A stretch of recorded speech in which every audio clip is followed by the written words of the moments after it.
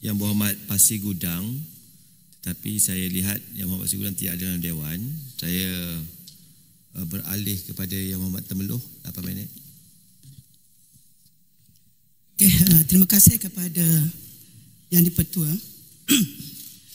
Saya bangga mewakili suara rakyat dan Perikatan Nasional untuk menyatakan kebimbangan serius terhadap dapatan dalam laporan Ketua Audit Negara 2025 yang jelas menunjukkan kelemahan ketara dalam pengurusan keuangan negara oleh Kerajaan Persekutuan hari ini. Pertama, kutipan hasil nombor pendaftaran kenderaan Kementerian Pengangkutan yang terlibat. Tuan Yang di-Pertua, apa yang berlaku di bawah Kementerian Pengangkutan sangat mengecewakan. Ribuan nombor pendaftaran kenderaan termasuk nombor khas telah dibidar, tetapi hasilnya tidak dikutip dari tahun 2022 hingga 2024. Menurut laporan audit RM 115.96 juta ringgit, hasil negara hilang begitu sahaja akibat sistem bidaan yang longgar, tiada pemantauan, tiada mekanisme penguasaan. Lebih RM 15 juta iaitu 15% daripada hasil bidaan nombor pendaftaran kenderaan tidak dikutip kerana kelemahan penguatkuasaan dan tiada pemantauan yang ketat. Sebanyak 20% daripada nombor yang dibidar tidak ditebus, menyebabkan kerugian berjumlah jutaan ringgit kepada negara. Saya ingin bertanya, mengapa sistem ini tidak disertakan cagaran atau bayaran pendahuluan wajib seperti yang diamalkan negara lain? Adakah ada campuran tangan pihak berkepentingan dalam sistem bidaan nombor pendaftaran ini? Dan yang lebih penting, siapa yang akan bertanggungjawab atas kehilangan hasil ini? Yang kedua, pengurusan kenderaan kerajaan. Konsesi Kementerian Keuangan. Kerajaan juga gagal mengurus aset kenderaan rasmi secara berhemah. Laporan menunjukkan bahawa kerajaan telah membayar penuh kepada syarikat konsesi untuk kenderaan yang tidak diselenggara, tidak digunakan dan ada yang sudah luput tarikh. Berdasarkan pengiraan audit sehingga 31 Disember 2024, dianggarkan RM54.51 juta penalti boleh dikenakan kepada syarikat konsesi atas kelewatan pembekalan. Begitu juga kerugian yang dianggarkan RM28.79 juta ke atas kenderaan yang telah tamat tempoh pajakannya. Audit mendapati kerajaan membayar lebih 25 juta RM setahun, iaitu sekitar 18% daripada kontrak tahunan kepada syarikat konsesi, walaupun banyak kenderaan tidak digunakan dan penyelenggaraan tidak dilaksanakan mengikut kontrak. Soalan saya, kenapa pembayaran diteruskan walaupun prestasi syarikat konsesi gagal? Siapakah syarikat konsesi ini? Adakah ini kroni politik atau individu yang mendapat projek tanpa keupayaan sebenar?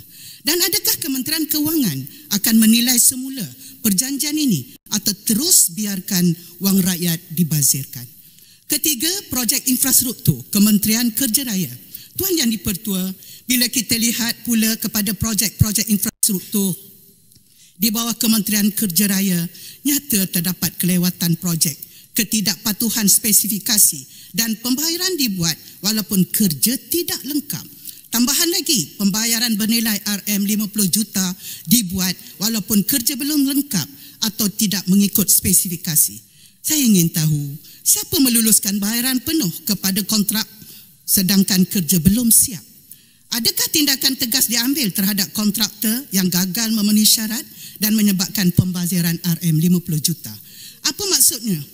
Ini bukan sekadar kelemahan pengurusan tetapi pembaziran terancang yang mengayakan kontraktor tetapi membebankan rakyat. Saya ingin bertanya lagi, adakah kontraktor yang gagal di senarai hitam atau masih dapat projek seterusnya? Di mana pengawasan teknikal kementerian? Adakah pegawai penguasa projek telah tutup sebelah mata? Yang keempat, pelan strategik Jabatan Audit Negara yang tidak jelas. Paling membimbangkan Jabatan Audit Negara sendiri yang kita harap menjadi mata dan telinga rakyat masih belum ada pelan strategik yang kukuh dan menyeluruh. Ini kerana pada Mac 2021, mantan Ketua Audit Negara telah meluluskan pelan strategik Jabatan Audit Negara tahun 2021 berteraskan 4 teras strategik menggerakkan hala tuju Jabatan Audit Negara. Soalnya, Adakah tiada pindaan terhadap pelan strategik Jabatan Audit Negara? Adakah pelan strategik negara selari dengan KPI Ketua Audit Negara kini? Yang Tuan Yang di-Pertua, jika Badan Audit Negara pun tidak ada hala tuju, tidak ada indikator prestasi yang jelas, bagaimana mereka ingin menilai dan menyiasat kementerian serta agensi lain? Saya ingin bertanya, adakah kerajaan menyediakan peruntukan dan kapasiti mencukupi kepada Jabatan Audit Negara? Atau ini disengajakan supaya mereka kekal lemah dan tidak mampu menyiasat dengan mendalam? Dan siapakah yang memantau keberkesanan Jabatan Audit Negara sendiri? Yang kelima, projek sakit Kementerian Kemajuan Desa dan Wilayah, Felda dan Fekra. Projek infrastruktur tertangguh menyebabkan peneroka Felda dan Fekra tidak menerima manfaat sepatutnya. Lebih membimbangkan, Fekra gagal membayar dividen tepat pada masanya pada pembeli sahamnya, menyebabkan kerugian pendapatan lebih pendapatan kepada lebih 10,000 peneroka dengan nilai terkumpul dividen tertangguh lebih 12 juta RM. Saya ingin bertanya, apakah punca kegagalan pembayaran dividen ini yang menjejaskan pendapatan peneroka?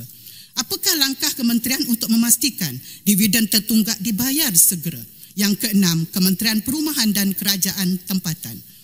Audit mendapati lebih 25% projek perumahan rakyat tertangguh, menyebabkan lebih 3,000 unit rumah terbengkalai bernilai RM450 juta gagal diserahkan tepat pada masanya. Terdapat juga kelemahan pengurusan tanah di peringkat kerajaan tempatan yang menyumbang kepada pembaziran tanah dan kegagalan pelaksanaan projek. Saya mahu kementerian menjelaskan bagaimana kementerian hendak menyelesaikan isu projek tertangguh melibatkan RM450 juta ini. Apakah tindakan tegas terhadap pengurusan tanah dan kontrak yang gagal? Kementerian Pendidikan yang ketujuh. Dalam sektor pendidikan, peruntukan sebanyak RM200 juta untuk pembangunan sekolah di luar bandar tidak diagih dengan cekap, menyebabkan kekurangan fasiliti di lebih 150 buah sekolah. Projek pembinaan sekolah pula mengalami kelewatan sehingga 9 bulan menjejaskan proses pembelajaran. Saya ingin bertanya, apakah rancangan kementerian untuk memperbaiki pengurusan peruntukan RM200 juta ini agar sampai ke sekolah yang memerlukan? Bagaimana kementerian memastikan projek pembinaan sekolah disiapkan tepat pada masanya? Akhirnya, Tuan Yang di-Pertua, apa yang kita lihat dalam laporan audit 2025 ini adalah cerminan kegagalan pentadbiran kerajaan campuran hari ini dalam menjaga amanah rakyat. Hasil negara bocor, projek lewat, aset kerajaan disalah urus dan agensi pemantau pula tidak berfungsi sepenuhnya. Rakyat susah di bawah.